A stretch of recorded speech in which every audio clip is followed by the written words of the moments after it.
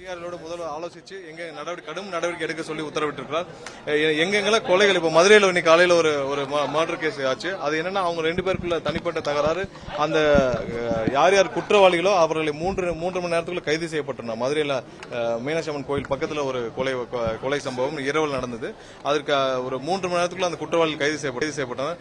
எல்லா இடத்திலும் கண்டிப்பாக இப்ப குட்கா மது போதைகளுக்கு எதிராக தமிழகம் முழுவதும் பெரிய அளவில் ரைடு போயிட்டு இருக்கு.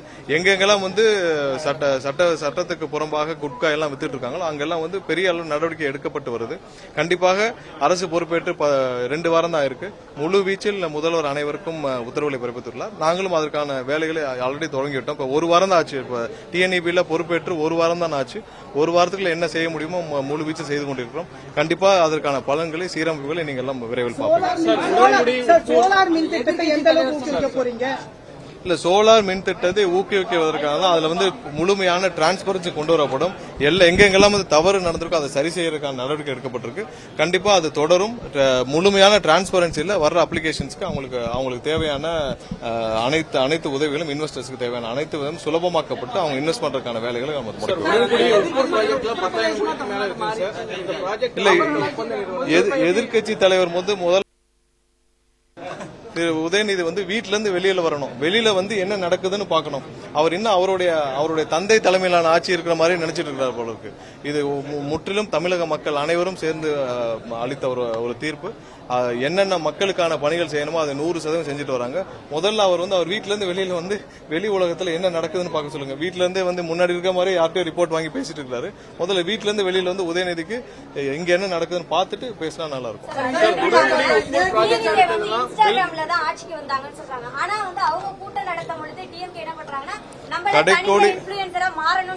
கடைக்கோடி ஒவ்வொரு கிராமத்திலயும் மக்கள் வாக்களிச்சிருக்காங்க.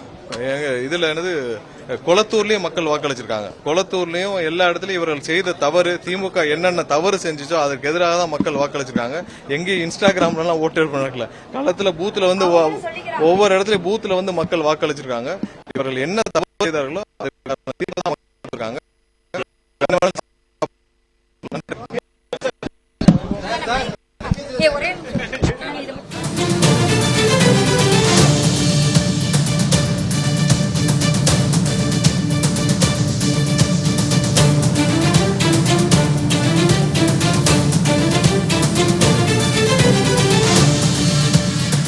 எரிசக்தி வளம் மற்றும் சட்டத்துறை அமைச்சர் நிர்மல்குமார் செய்தியாளர்களை சந்தித்த நேரலை காட்சிகளை பார்த்தோம்.